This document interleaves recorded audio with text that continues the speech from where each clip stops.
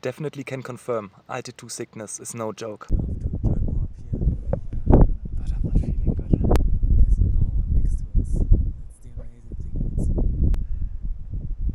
K2 and the sun. Was it worth it?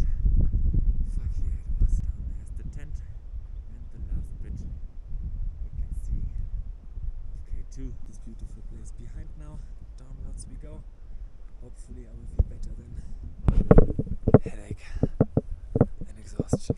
Referring to the altitude sickness, at least I could tell that my muscles are in order. I was coping yesterday, today. Yeah, hello!